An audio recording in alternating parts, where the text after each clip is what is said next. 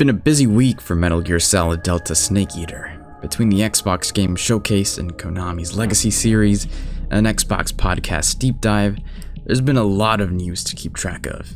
To make your life easier, we're going to condense all that information into this one video. If you're looking forward to the game, there's plenty to be excited about. And even if you aren't, well, I'd reconsider that. Now, let's dive into the details.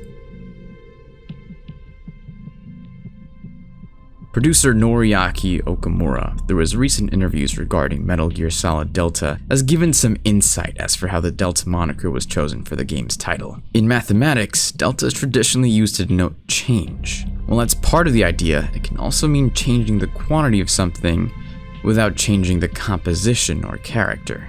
According to Okamura, that is a core concept that they have followed with this remake. Nothing different, only more. And yes, this is a remake. At least, that's what the team at Konami feels is the best term for it. While the story, characters, and settings are functionally the exact same as before, the new cutting-edge graphics and 3D sound enhance the experience by a lot.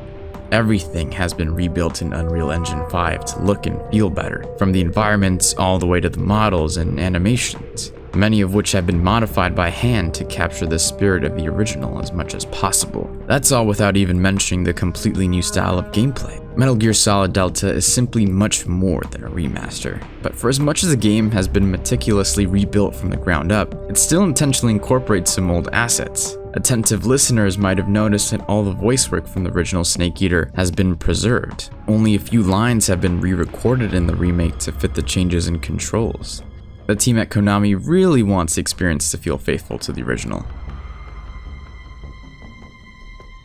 Among the few gameplay elements Konami has unveiled for Metal Gear Solid Delta is the upgraded battle damage system. In Delta, Snake's clothing will rip and tear in real time, his naked body receiving permanent scars from any particularly egregious injuries. As Konami envisions it, those lasting marks will tell the story of each player's unique journey through the game. It's a neat improvement that enhances realism and makes the experience even more personally engaging. The one other major thing that we know is that there are two gameplay styles that players can switch between. You can either play in the new style, which gives you a third-person view, or you can play in the Legacy style, which has an overhead view more reminiscent to the original game.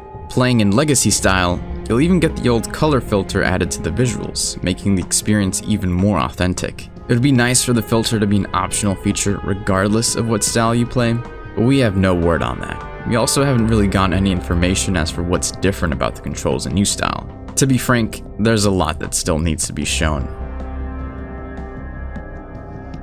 Metal Gear Solid Delta Snake Eater is available now for physical pre-orders.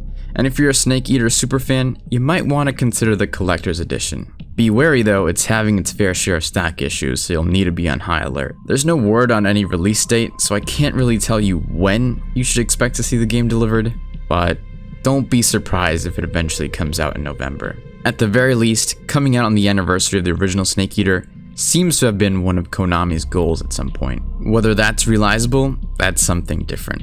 But hey, you can still dream. If you like this video, please comment down below, like, subscribe, check out the website. It'd be really helpful. Thank you for watching.